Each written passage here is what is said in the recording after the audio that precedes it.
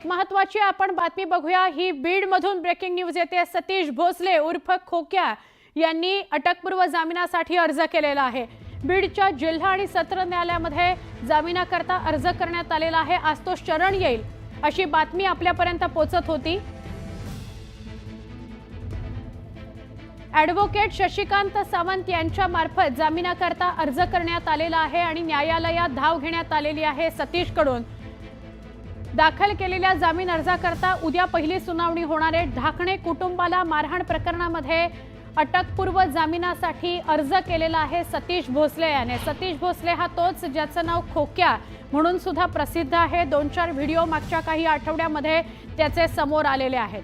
2 कुटुंबांना त्यांनी मारहाण केलेली होती। एका कुटुंबाला नुकतीच मारहाण झाली, त्यात एकाचा पाय पण फ्रॅक्चर झालाय आणि एकाला 1.5 महिन्यापूर्वी मारहाण करण्यात आलेली होती। त्याचा व्हिडिओ सोशल मीडियावर व्हायरल झालेला होता। आपण थेट जाऊया आमचे प्रतिनिधी सुरेश याच्याकडे। सुरेश, बातमी अशी येत होती की आज तो शरण येईल, पण आता कळतंय जामिनासाठी अर्ज केलाय, काय सांगाल?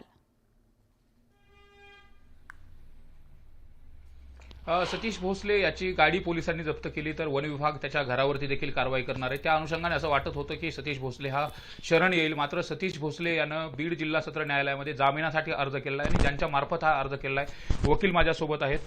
काय सांगाल, कसा अर्ज केला आणि कधी अर्ज केलेला आहे? काल दिनांक 10/3/2025 रोजी crime number 55/2025 Shirur police station म्हणजे ढाकणे कुटुंबाला जी मारहाण झाली असे आरोप आहेत, त्या आरोपामध्ये सतीश उर्फ खोक्या निराळे भोसले यांच्या वतीने अटकपूर्व जामीन दाखल केला आहे।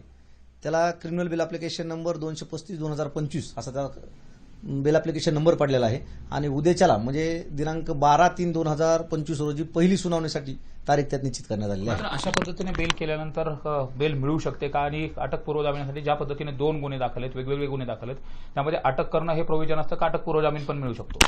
हे लक्षात घ्या, कुठलाही गुन्हा रजिस्टर झाल्यानंतर प्रत्येक आरोपीला त्याच्या बचावामध्ये त्याला अटकपूर्व जामीन दाखल करायचा अधिकार आहे। मान्य न्यायालयामध्ये सुनावणी होती।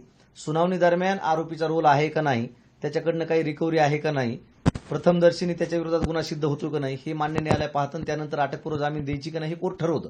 परंतु प्रत्येक आरोपीला अटकपूर्व जामीन दाखल करण्याचा 482 भारतीय नागरिक सुरक्षा संहिता अधिनियम 2023 नुसार अटकपूर्व जामीन दाखल करायचा अधिकार आहे। मात्र जो गुन्हा दाखल झालेला आहे तो गुन्हा दखलपात्र, त्यामध्ये गंभीर स्वरूपाचा गुन्हा आहे। अशा प्रकरणामध्ये या अगोदर तुमचा अनुभव काय सांगतो की अशा पद्धतीने खरंच मिळू शकतो की नाही मिळू शकतो? आता एक लक्षात घ्या, सध्याचा जो गुन्हा दाखल आहे त्याच्यामध्ये सतीश भोसले हा काय मुख्य आरोपी दाखवलेला नाही।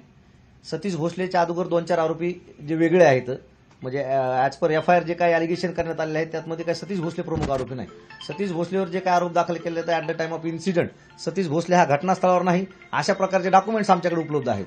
म्हणजे घटनेच्या दिवशी आता जो नंतर त्यांच्यावर म्हणजे ढाकणे कुटुंबावर जो अट्रॉसिटीचा आणि पोक्सो अंतर्गत गुन्हा दाखल झाला त्या संदर्भात पोलीस अधीक्षक कार्यालय बीड येथे सतीश भोसलेच्या वतीने आणि त्यांच्या नातेवाईकाच्या वतीने ऑलरेडी पोलीस अधीक्षकांना यांच्यावर पोक्सोचा गुन्हा आणि अट्रॉसिटीचा गुन्हा दाखल करा म्हणून अर्ज दाखल केलेला आहे।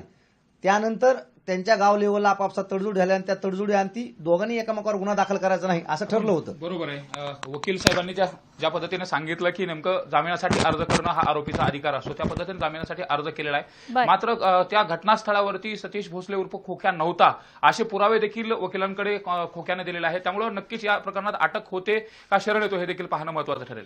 नक्की।